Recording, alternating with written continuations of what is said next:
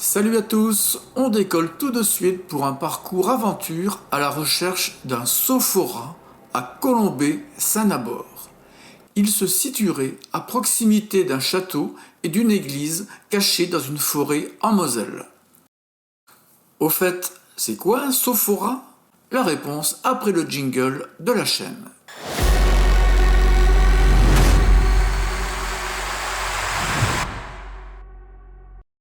Le plus simple est déjà de se situer avec l'église et le château. On est à quelques kilomètres à peine de Metz, près du village de Coincy. L'église de Saint-Nabor se trouve ici, à proximité de la départementale D4. Depuis 2010, la visite du lieu est rendue accessible grâce à l'aménagement d'un portail donnant sur la route.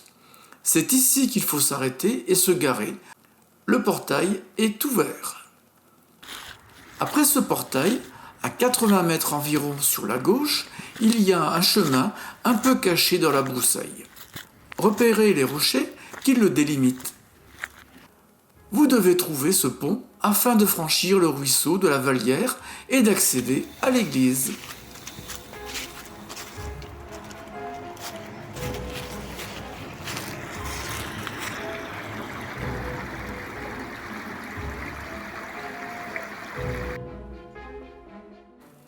Bienvenue dans le village de Colombey.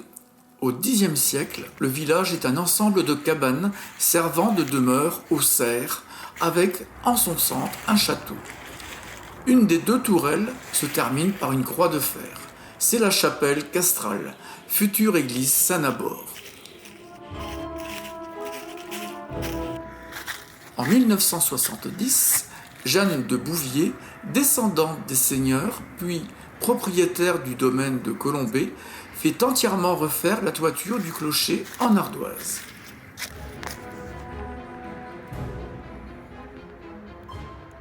En 1993, Philippe Bernard Michel, son gendre, fait aménager le sol de l'église qui retrouve son niveau ancien. Il est revêtu en pierre concassée de Jaumont. Les murs restants sont recrépis. La très belle statue est-elle la Vierge Marie ou est-ce la Dame Blanche qui protège les ruines de l'église? Ne soyez pas malveillants, car sa vengeance serait impitoyable. Les pierres tombales gravées sont placées à l'abri dans le clocher. Les trois autres sont appuyées au mur.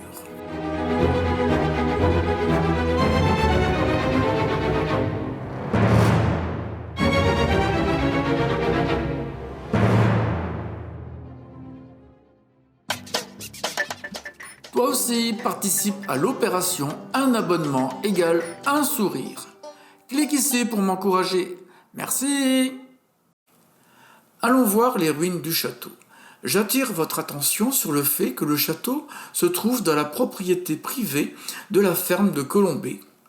À son entrée se trouvait le fermier, c'est le père du propriétaire actuel. Nous avons longuement discuté sur l'histoire de Colombey, puis il m'a autorisé à faire la visite.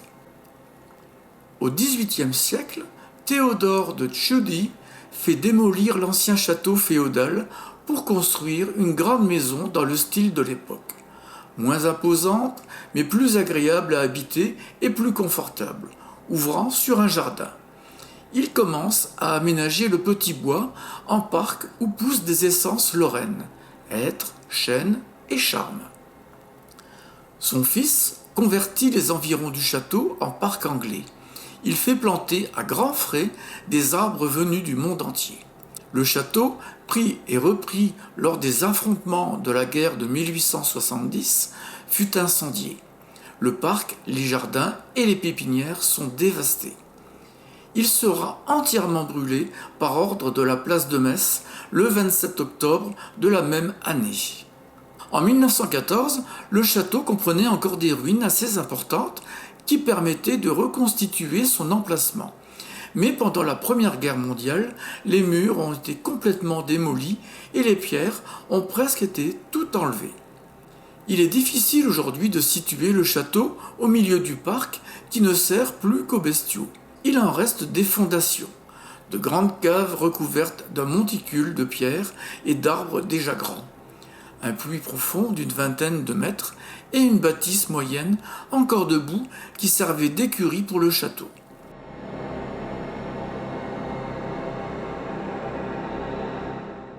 Il reste encore quelques arbres, dont le sophora, un grand arbre du Japon. Malheureusement, il n'y a pas de panneau indicatif devant les arbres, mais il existe toujours. C'est fini pour aujourd'hui, je vous rappelle que ma chaîne n'est pas rémunérée, le simple fait de liker ou de vous abonner m'encourage à vous proposer des lieux peu connus dans notre région, et surtout à vous indiquer comment vous y rendre. Merci d'avance et à bientôt!